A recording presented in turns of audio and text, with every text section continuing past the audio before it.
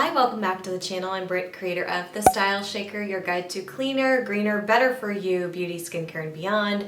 I try the products out for you, share my honest reviews over here. Also, you have a better idea of what to buy and more importantly, what not to buy. And today I'm back with the Izzy Mascara. It's zero waste. Pretty cool stuff. So I'm going to tell you all about it. 5 things to be exact. Pretty short and sweet. If you want to know more about this before you buy it, stick around. Let's get into it.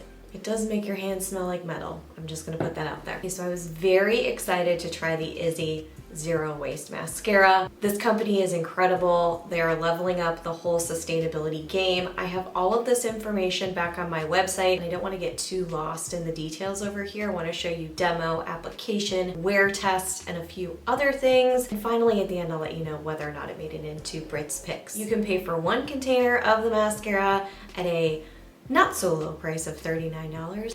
Wait, just bear with me here. You can get the quarterly option and you can get it annually. But of course, I've never tried it. I don't really know if I'm gonna like it, so why would I sign up for a year? So like a crazy person, I spent $39 and then an additional tax on top of it. So we're talking very expensive for the first round. Quarterly, it's like $19 a quarter. So it gets down to around the $20 price point and comparable to other mascaras. But yeah, that's what we're gonna go with. It's available in brown and black. They ship it to you in a bag.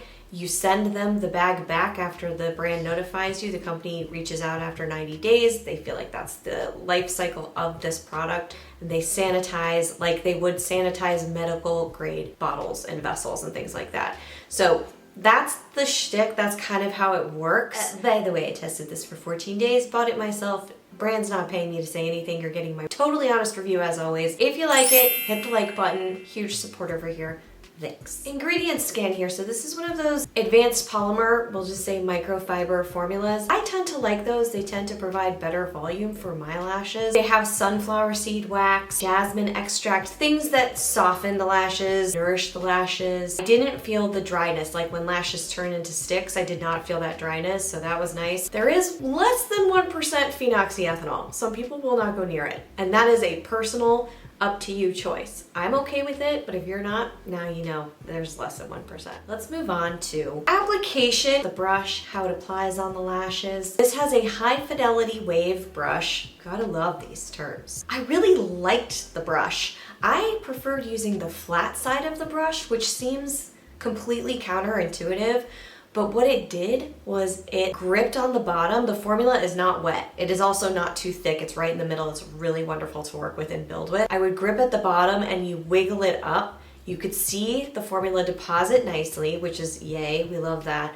But then also, because it was flat, it automatically pressed the lashes up. Really, it works so well for lifting. Only thing I did see is transfer onto the lid. I wasn't really pressing hard, guys, when I was using that flatter side. I made sure that I wasn't pressing it too hard and auto transferring to the top lid. I tried this for over 2 weeks and it kept transferring to the lid. I used another mascara just to make sure. I was like, this is so weird. Why does this keep happening? Application though was great, 4 out of 5. Next up, volume. You can see it in the before and after, show versus tell, but I'm gonna do a little tell. I saw a really nice immediate volume, pretty strong. It did not hit dramatic for me. It did not hit super duper dramatic even after building. I think it came close. It was really strong. I've just tried other mascaras that add on way faster, but also don't clump the lashes. I did not see lash clumping. I didn't see caking. I didn't see any of that. I saw no little clumps or lumps or anything, which was lovely. It did not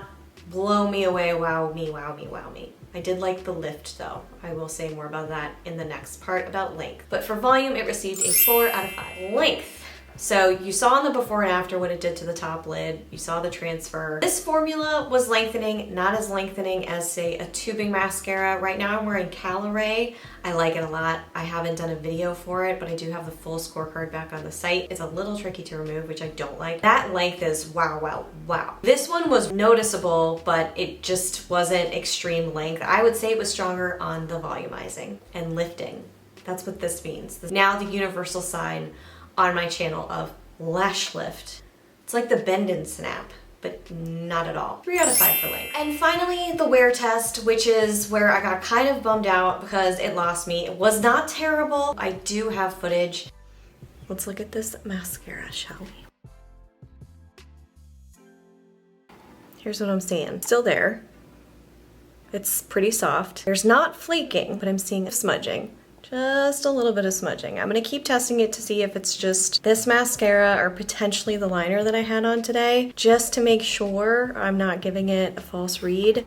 But overall, pretty good. That's the wear test. After 8 hours, I did this again for 2 weeks. I was like every day, like, come on, baby. You can make it last, because a zero waste mascara, fantastic, phenomenal. I wanted it to win. Fortunately, I did see by the end of the day, there was sort of a halo. It wasn't as smudgy as that new Kosas one. Sorry, Kosas, love you in so many other ways, but that just didn't work for me. I don't have oily lids either, so I'm a little bit concerned for those of us who do. This might just get in all over. Overall for wear test, 2 out of 5 on the scorecard, the lowest of the bunch. Which brings me to the total score here. 13 out of 20.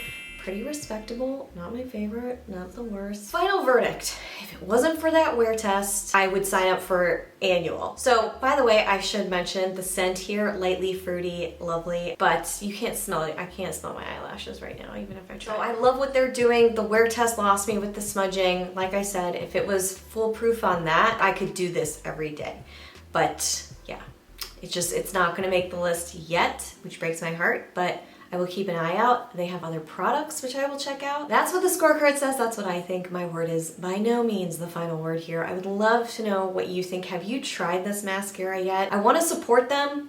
Give it a try. I wish they had less expensive samples, but that would also add to the waste element, so whatever. I don't want to ding it for everybody. Keep an open mind. I hope you found this helpful. If you did, don't forget to like the video if you haven't already. I appreciate that. Subscribe to the channel. I put out new reviews every week, and I'll see you right back here real soon. Until then, bye. Sure, you'll be happy to know that I got my annual haircut. Oof, it was rough. It was rough there for a minute, guys. I'm just gonna talk over the air conditioning.